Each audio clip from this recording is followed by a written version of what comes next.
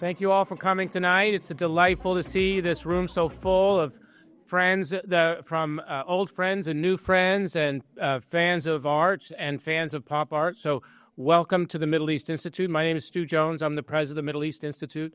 I'm delighted to welcome you all here today. Thank you for coming. Listen, now you've had a chance to see the art. It's popping off the walls in there. Thank you for coming.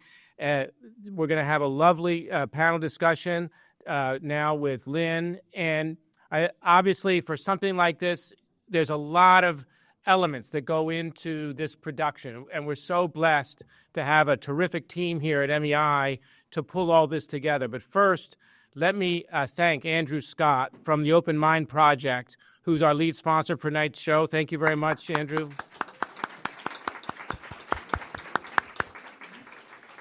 I'm also really delighted and honored to welcome His Excellency Ambassador Yousef Amrani, the ambassador from Morocco. Thank you, Excellency, for being here. The embassy is another major supporter of this project, and we have two important Moroccan artists included tonight who captured the energy and spirit of that remarkable country, and we're very delighted to be showing them along with artists from many other countries in the region. I think a lot of us are seeing artists who on the wall, thank you, saying welcome, and who are enjoying seeing artists on the wall from their own countries or countries they've been to, and it's very exciting. So thank you for your support, Ambassador. I especially got to give a big shout out to Lynn Snej, who is going to lead the panel discussion, is also one of the co-curators. Charlotte Nash, our program assistant.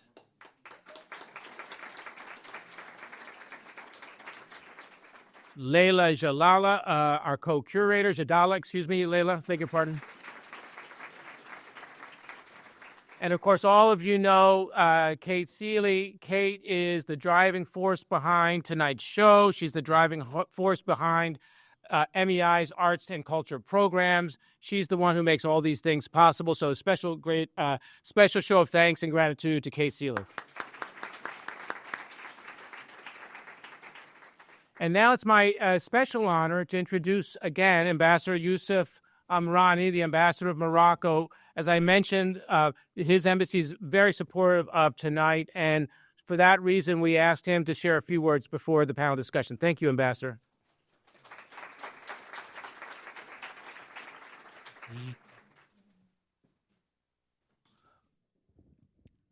Good evening.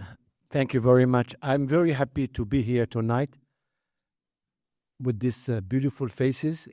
It is a great change for me. I'm used to Congress, to diplomats, but I'm here. I feel at home because I like art and I love this country. And I think here your presence represent really the real America that I love. So, ladies and gentlemen, distinguished guests, friends of art and culture, good evening. It is both an honor and a pleasure to welcome you. I would like to welcome you in your house, because I feel that this is my house, and especially that I saw something magic in your office. I saw a beautiful map that doesn't exist. Map of Morocco dating 17th century. And I took the picture, and I will surprise you with this map because it tells a lot of things about the history of my country, and especially from Dakhla to Tangiers. You can see all these tribes, that the real story of Morocco is in this map. So I will kindly ask you to give me a copy of it. So it is for me an honor and pleasure to welcome you in my house of this remarkable exhibition. I had the chance to visit and have the explanation, Arab pop art between East and West, here at this beautiful building of the Middle East Institute.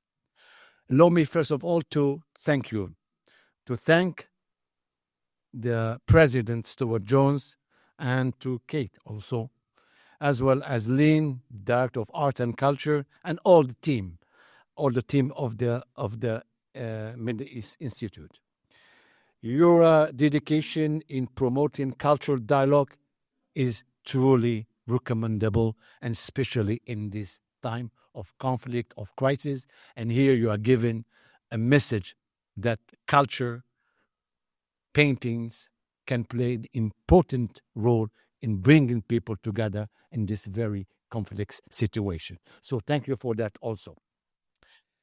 Today, I think what I learned when I came here is celebrating diversity. Diversity in America, in the Arab world, and which is, I think, something unique of my region, the Arab world. A land of people, a land of nations, sharing, of course, common values, but sharing also more than a language and identity. It is a land where caring means keeping doors open. In the Arab world, doors are always open. Building bridges is the second element of our identity. Again, in this complex world, we need these builders of bridges between continents and beyond. And also, it is also, and I can see it through this painting, the sense of friendship we wish to share with you, with our American friends and partners here in DC. So, the Middle East Institute has a long upheld this tradition of dialogue and intercultural exchange, and this is when you were explaining to me. So I was impressed by your knowledge, but also how we can work together and how we can share things together. So we are now happy and proud to be a part of this tradition, which shines in the creativity of art, of the energy of the painters in my region. And I'm proud also to see that some signals of Morocco are present through the exhibition of, I don't know how I should, something crazy, but anyhow, it is there, Morocco. Morocco as a nation has always embraced this very same tradition and this very same culture. So in every possible sense, we are a country that believes in this virtue of openness, dialogue, and diplomacy. And art also is diplomacy. I believe that. I just published a book. I put all the paintings in the embassy and the residence in a book, and I publish it. And I will present it here next time. So let this moment be above all a beautiful way to reinforce our mutual understanding. And I know when you came to my office some times ago, when you proposed this idea, I said, I am in your team. So today, I am more than your team. Maybe I would take your job, but no. Yeah, no. Well, yeah, I don't think so. So let me finish, because I don't want to be too long, because to say that I'm very proud, as I said earlier, to highlight the participation of two Moroccan artists, Hassan Hajjaj and Muslim Rabat, whose distinctive styles, tradition with modern, mixing tradition with modernity, humor with critique, and local culture with global influences. Yes, again, Morocco. Their works are not only visually captivating, but also deeply reflective of the vibrancy of Moroccan contemporary art, its rich culture, and through it, the dynamism and diversity of Moroccan society. So we believe, and this is an occasion, by sharing our creative voices with the world, we can foster greater respect and connection between peoples and nations. I will conclude by saying, I will leave you the last word for the panel. Unfortunately, I'm not in the panel, but I wish if I could be member of the panel, but I spoke too much. Thank you very much.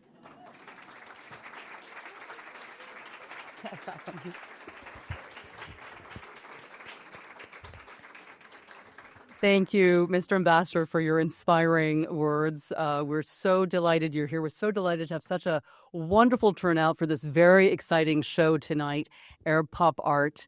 It's a testament not only to the topic, but also to the fact that all of our artists are very involved in social media and they've been getting the word out. So we're delighted to have these two works by Moroccan artists. I just want to talk briefly about them before handing over to the panel. We have here Hassan Hajjaj, whose work is on the screen on the main wall in the gallery. And he's a world-famous artist. He's in major museums, collected in Europe and the U.S., and he's considered the Andy Warhol of Marrakesh. And we could not have done this show without Hassan Hajjaj in it. In fact, he signs his name in Arabic, Andy Wahlu. And what you see here is a portrait of a celebrated Syrian-American rapper, Omar Effendum. And he's draped in the flags of the Middle East. And maybe what you can't see is that he's framed by cans of harissa, that super, super hot North African red chili paste.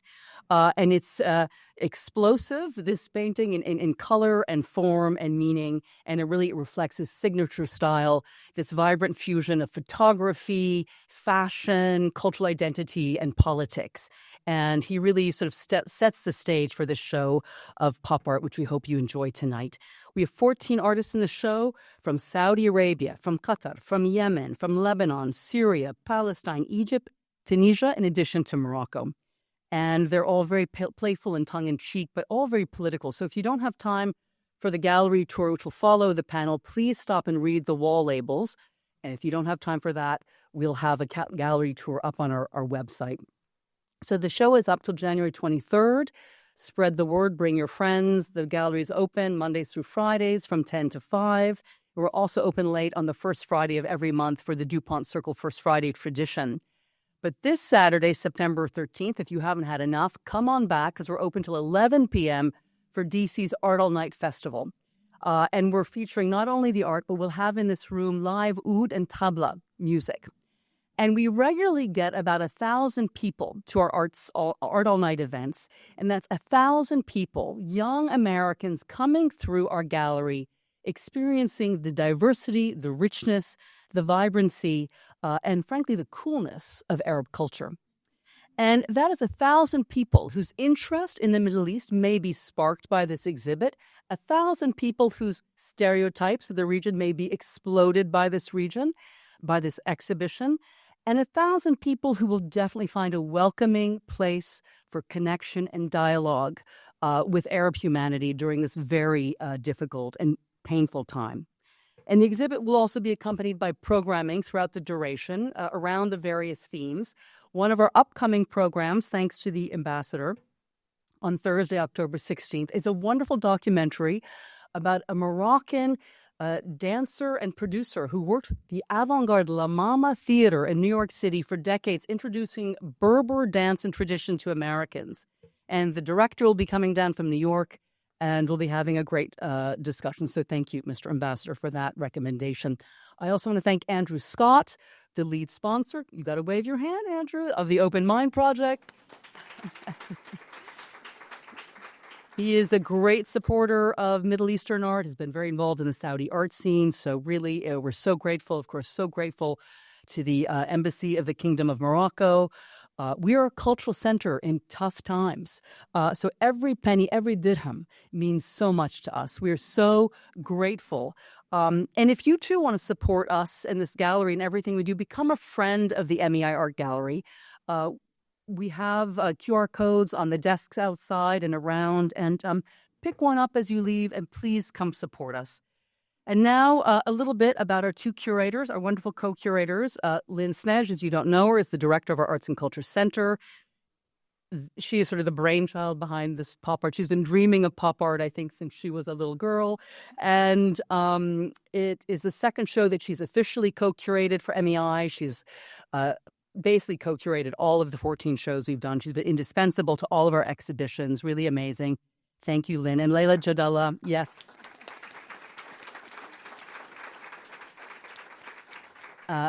Leila Janella, our other co-curator, is the manager of arts and culture for the city of Frederick, Maryland, and has served as an arts administrator, a researcher, and a curator with a focus on contemporary art of diasporic artists. So thanks to you both for this very beautiful show. And now I'd like to hand over to Lynn.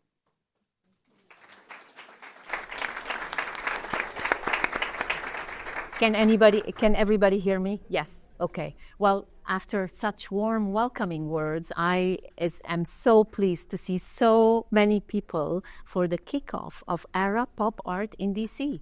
And let me first introduce my panelists. All of you, perhaps if you've picked a handout, you have their biographies. But I know Leila has been introduced briefly, but she's been my partner and co-curator. I want to thank her. Thank you, Leila, for everything that you've brought to the show, the depth, the thoughtfulness, the 1,000 voice notes that you and I exchanged over the many months in the car and late at night and early in the morning. We have put on the first pop art show in DC and perhaps in the US. But let me go and introduce the panelists. Helen Zghaib needs no introduction in DC. However, Helen was born in Beirut, Lebanon, living mostly in the Middle East and Europe before coming to the US to study art. She paints primarily in gouache and ink on board and canvas. Her work has been widely exhibited in galleries and museums in the United States, in Europe, in Lebanon. Helen's work focuses on immigration, identity, and building empathy. She is the recipient of many honors and fellowships. Thank you, Helen. Thank you for being with us and for accepting my invitation. Tony Khawam is of Syrian descent, and his artistic journey focuses on the exploration of human emotions, heritage, and social issues. Tony Khawam has been exhibited nationally in galleries and museums. He lives between New Jersey and Florida. And he is the recipient of, very newly, the Artist as Activist Award of the Rowan University Museum in New Jersey. Thank you, Tony. Thank you for joining us. And we'll be talking about both your works. I want to recognize in the room another participating artist in the show, Yusuf Al-Ahmad, Virginia-based, from Saudi Arabia. Just raise your hand, Yusuf, so people can come and find you. Yusuf has several stunning pieces in the show. So that big pink hood and that blue Kaaba and those stunning skateboards with Arabic calligraphy are his. Make sure to stop by and speak to Yusuf. He's based here in Virginia, and we'll be talking more about his work as I pull in Leila in the conversation. So thank you all for joining. And before I actually turn to my panelists, I just want to say a few words about the show. Since I've worn two hats, like the curator and the producer, and with Leila, of course. So the story of Arab pop art has not been told in the US. And yet it is a story that is so rich, so layered, and full of surprise. It draws from this vibrant street culture and the beautiful aesthetics of the Middle East and this, unmistakable sense of cool that others before me have mentioned. But behind the bold colors that you see and the beautiful visuals and the calligraphy lies something much deeper. Arab pop art has always been a very powerful tool for social and cultural commentary. And it speaks to the taboos and tensions within our societies. But also in the Arab world, it's also challenged the narrow, often reductive lens from which Arab societies have been perceived in the West. And what I want to say is that amidst immeasurable pain and suffering at the moment in the region, this show is a testament to the beauty, the vitality, the creativity, and the pride of Arab societies that continue to produce with outside of the confines of narrative of wars and conflict. It is also a tribute to Arab artists who use pop art, but also Arab genre, to keep on reinventing their culture and their identity and own the story. And there are so many examples in the show. We've spoken about Hassan Hajjaj, whose work is unmistakably recognizable, who's explored identity in this globalized world. And I just want to quickly mention the Lebanese artist Rana Salam, who's coined herself this word that is called Shami chic. It means, she did, popular chic, as to describe her use of everyday consumerism products and street signs and local iconography to rebrand her country that's been trapped into a war-torn narrative. So she invites us through this work to reimagine and rediscover this region in a trendy and cosmopolitan way. And there are many other examples. And so the show speaks on many levels. And here I want to pull in Leila to help us, to unpack a little bit more this social dimension of Arab pop art, but more importantly, Leila, the rich aesthetic language that is at play in many pieces in the show that deserves a spotlight. Thank you, Lean, for the kind introduction, and I want to thank the ambassador and everyone who's supported this exhibition, and especially Lean, who I've had the pleasure of working with on several shows. Can you hear me now? Yes, maybe bring it a little bit up. A little closer. Okay. So I'm so pleased to be in conversation with you all, and I'll just speak briefly about some of the aesthetic threads that you'll find in the exhibition. But Lean and I both really encourage you all to look closely at every work in the exhibition because they're so multi-layered in what they're saying in their work, both through the use of cultural motifs that, of course, people from the region are very familiar with, but also this balance of exactly East and West consumerism. And I think there are a lot of threads that could be drawn between how abstract Arab artists who are working years ago to revisit what is really true to the region. And there's such a wealth of inspiration in the region, both through the use of Arabic calligraphy, language, literature, cultural motifs. You'll see in Yusuf's work a lot of this draw to geometry, Islamic and Bedouin geometry in his work that he does beautifully in his work, and also this level of legibility that they play with for the different audiences that are seeing their work. Many of the artists live between their countries of origin and in the diaspora, and just how easily they're able to oscillate between the two, yet they really draw so much from their culture. And that's really what you see in the work, even though stylistically, which I know we'll talk about with both Helen and Tony here, you see a lot of references to Western pop artists or Western artists that are very familiar in the art historical canon, that at the end, the content of their work is really specific to the region. And I'll give 3 very brief examples of work in the show to look at. One is Elias Masoudi, who is a Tunisian artist who draws from the world-renowned book Alf Layla wa Layla, or 1001 Nights, and reimagines the protagonist Shahrazad as representing Tunisian women and the Tunisian people to do a cultural critique of issues like the morality police, for example, or corruption of the elite there.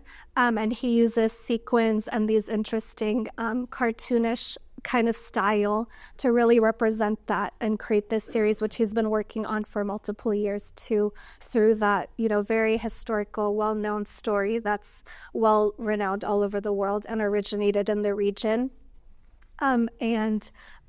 Near him is a Yemeni-American artist, Yasmin Nasser Diaz, who has 2 incredible works in the show. One of them utilizes the word aib, which every Arab-speaking person will know.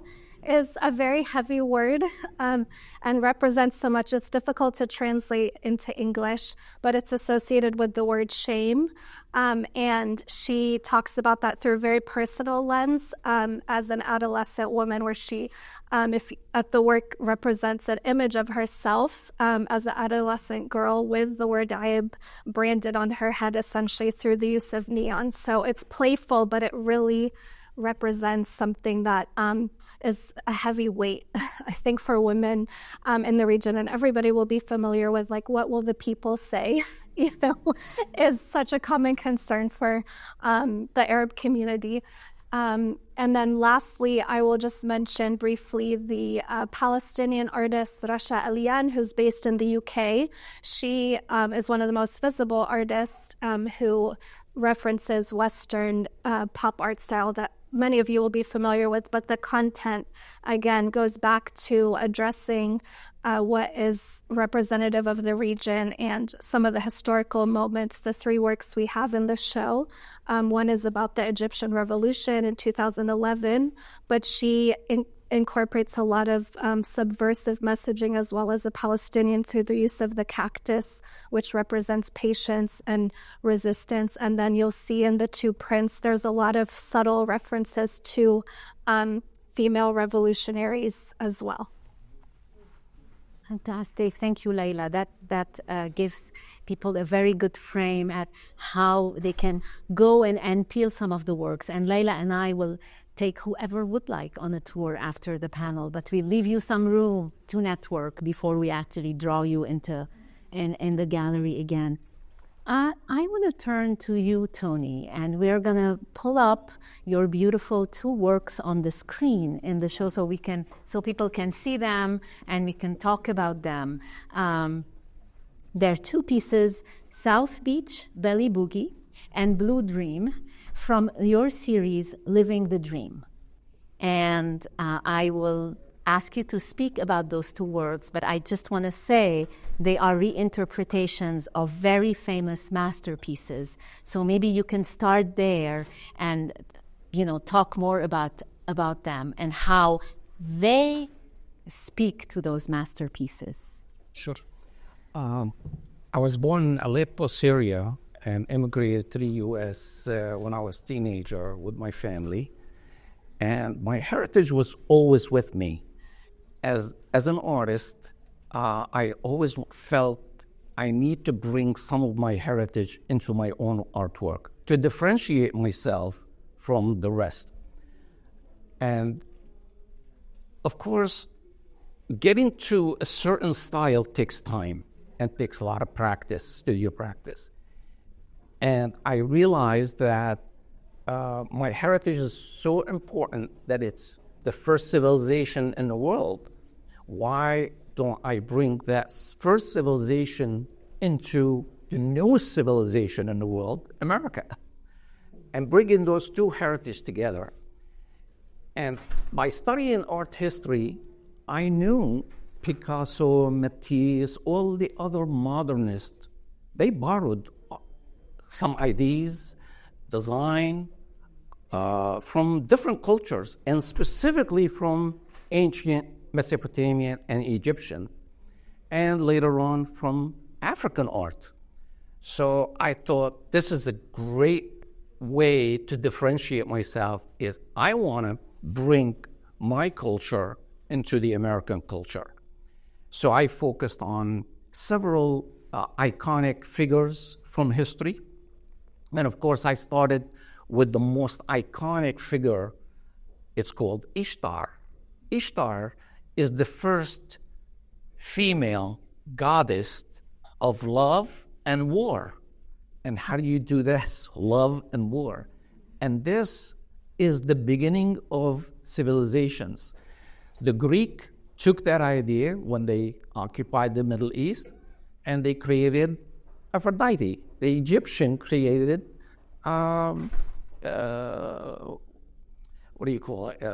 Cleopatra. And then the Roman created Venus, and so on. Even the modern artists like Manet painted Olympia. It's all based on Ishtar's idea. So I thought this is so unique, and I want to bring it into my artwork. So as you could see, one is a Manet painting, and of course I brought in some of the American culture, which is the the pop art, which is the Land O'Lakes, and Mia. Mia is the American Indian icon. And I kind of associated those two ideas, 2 or 3 ideas together and mixed them into one painting. But of course, in my own style. I don't want to mimic any other artist's style because I want to differentiate myself. But still, it's okay to borrow from previous culture or previous art as long as we, artists, we innovate. It's okay. Same thing with Picasso. He borrowed and innovated, created something new. And the other painting, which is South Beach Belly Boogie. I lived in Miami for 10 years, and I was surrounded by so much culture, same thing as New York, but different. New York and Miami are different. You'll find different cultures, different food, different music. And then I thought, I wanted to bring something from my own culture. Just like the pop artist painted, some Hollywood icons, I thought I would bring some Middle Eastern icons, but living here in America, not from the Middle East. So the belly dancer, her name is Antoinette Khoury, and was famous oud player also with her. They were very famous back in the 70s here in America. They were traveling all over the country doing concerts. And I thought, this is great. I lived in Miami. I want to bring Miami culture, so I painted them. And I borrowed Picasso's La Demoiselle d'Avignon. And the reason I borrowed it, I kind of made a connection between belly dancers and La Demoiselle d'Avignon, because Picasso purposely wanted to challenge the viewers. And what he did, he took some of his heritage from Barcelona, which are the 2 females staring at the painting, and from the red light district. He wants to challenge the viewer. They're staring at the viewer, so the viewer cannot avoid them, and that's a big challenge, and they cannot ignore them. And I kind of, the belly dancer is a unique art form that people don't know that it's an art form, but it is. Historically, it's an art form. Yes, it plays in the different restaurants and different clubs, but it is an art form. And I thought I need to bring this idea together. So that was the purpose. And, doing it in a pop art new style, my own style, I purposely use vivid color because I want my work to be uplifting. Art's supposed to be uplifting. And that's my concept of creating art, creating something new and unique and uplifting. Thank you so much. Thank you. That was great. Helen, I want to turn to you because we want to speak about the 3 beautiful pieces that we have in the show from your Abaya series. And the works also borrow from Picasso, Mondrian, and Lichtenstein. And maybe you can shed more light on the paintings, but also the works, but also in what frame they were, you worked on them, because I know they are tied to a particular time in the U.S. Yeah. So can everyone hear me okay? First of all, thank you, Lynn and Layla, Tony, and Mr. Ambassador. Thank you so much. And thank you, open minds too. And all my friends, family here, I'm so pleased. Thank you for standing back there being hot. Thank you. Such a pleasure to be in this show. What a cool show. It is a cool show. Yeah. So a few things that were mentioned tonight from the ambassador about bridging cultures and a dialogue, especially at this time. I think I've always had that concept in my work as an Arab American, being brought up overseas, but then coming to study art in America and being here, trying to always assimilate this idea of East and West. I mean, I myself feel like I'm divided in a half, and always trying to bridge it in myself, but primarily in my work. And the events of 9/11, which, wow, tomorrow is 9/11. Yes. It's interesting. I was thinking about this before this conversation, and 9/11 changed a lot for us, Arab Americans, and the idea how we were perceived. Certainly in the news, certainly the stereotyping and the judgments that went on. Who are the Arabs? Why do they do this? They're all terrorists, Arab Americans, Muslim Americans. It became something for me to focus my work on. You mentioned that it wasn't always part of my culture, my body of work. But interestingly, like you were saying, even growing up overseas, I didn't study Arab artists. I had Iraqi art in my parents' home and Lebanese art, but we didn't study. We studied Picasso, Mondrian, Manet. We didn't have Arab artists to say, thank you, let's see what I can do after you taught me this. It was Picasso, it was Mondrian, Manet, all the other ones. So after 9/11, and our wars in Afghanistan and Iraq, the abaya became a symbol of negativity. And as a woman, I wanted to fight a little bit against that. Mm-hmm. And I thought, I'm going to change the dialogue here. That group we call the abaya series, but it's the broader series is Changing Perceptions. And thank you to Marina Galvani, if she's here, and the World Bank for loaning them back to us. Thank you. But that is a larger series, of which you have 3 here. Absolutely. And the first one I did was the Mondrian one, where you can see explicitly what I'm doing there.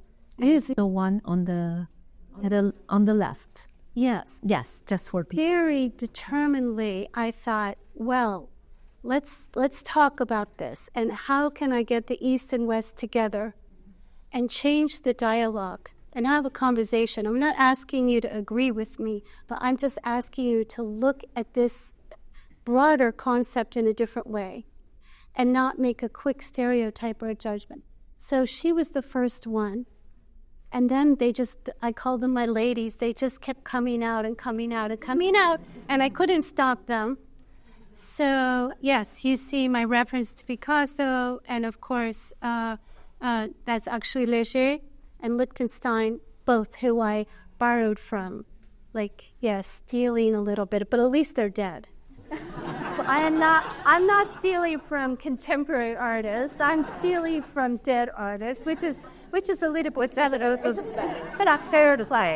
It is a little bit better. Yes. I love how maybe you can talk just a few minutes. And for people, I'm going to turn to the room, so you be preparing any questions that you have. We're going to take a few questions before closing the panel and turning to Kate for some housekeeping notes.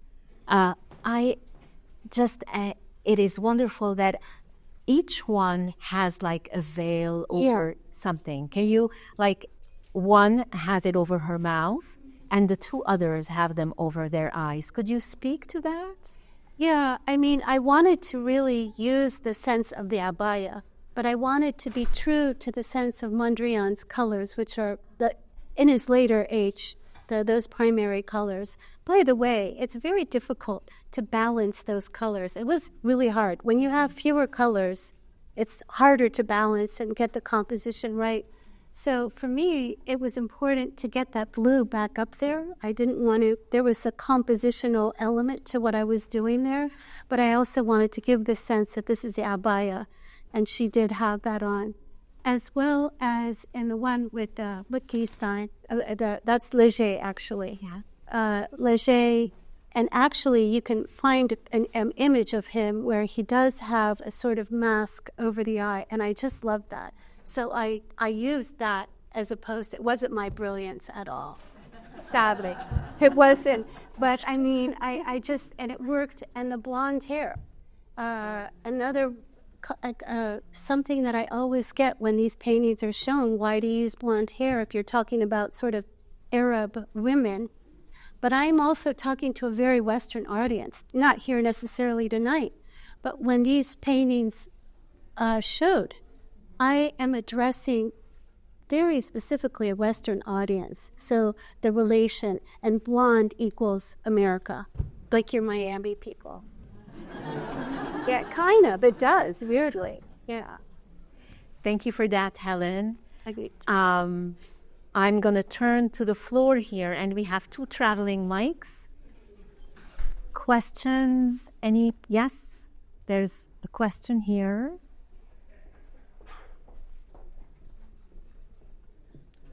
I have a question for you, Miss Helen. Distinguished guests, very beautiful evening. What do you think about this new generation? And so I'm an Iraqi American, where we are not talented as you, who could draw, but we use art in our outfit, and they really speak. I know. So what's your advice for this young generation that, I'm a millennial, but there are people that are Generation Z that I reach out to, and I recently just came back from Iraq. I was in Baghdad, and I went to the south and the north, and I appreciate how I went through the Iraqi invasion, and it was unfortunate how many artists left that area because of the war. And now when I went back, and I'm like, okay, civilization in a way like Wallah is coming back, and I was impressed. But I was just so impressed about the social media, the presence where people are using the art as a form of culture in our clothes, in our attire. Have you ever thought about maybe in the future doing a project about this younger generation that we're using all of this, challenge these taboos that in the clothes we wear? And that's my question to you. Well, I love that question, and I noticed you straight away when I came in. But I think you should go be standing in the gallery there. You look amazing, and I love that. I'm so boring in my clothing, I can't compete with that. But I love that you are taking it. I also lived in Iraq. My brother was born there, Baghdad. Definitely before the war, but it's close to my heart. And I respect you so much. And I think that is a wonderful idea. That I have never done a project like that, but we're in a creative room. I think that's a very cool idea. For young people to use their clothing to express themselves. And I think, especially Arabs, I think you were talking about taboos and like how we're always worried about what other people think about us. I think what you're saying is you're trying to challenge that almost. I think that's what you're saying, but I love. No, I said I appreciate how now when we open social media, things like TikTok and Instagram. Yeah. Whereas this culture, this younger generation, are doing art as an art form instead of like the art you do. Exactly. And using our culture. Exactly. And the friends we hang out and clubs we go to and. Yeah. Thank you. I think it's very cool. Absolutely. I think we want to wrap up so that people can go and enjoy a drink. And Kate, would you have one last question? There is a question there, a quick question. Actually, I just want to say congratulations. Such a beautiful, refreshing exhibition, right? It's amazing because, a lot of stuff in the Arab world is very much about Ahad or Bikra or whatever. It's about time we showed everybody our joy. And I'm wondering if this is, maybe I don't have time to have a question. Just say Mabruk and thank you. Thank you. So I will follow up. Before we thank them, again, just a few housekeeping notes. So we've got food, create a line. We've got drink. We have a courtyard if you want to eat outside. Drink is allowed in the gallery, no food in the gallery. All of the artwork is for sale. There are sale sheets. Oh, sorry. Most. Yes, the shops, the World Bank pieces would not want us to sell their works. So most of the pieces are for sale. Please buy some, support the gallery, and join me in thanking this wonderful group of artists and curators. Thank you. Was I naughty, Habitu? That was great. Thank you.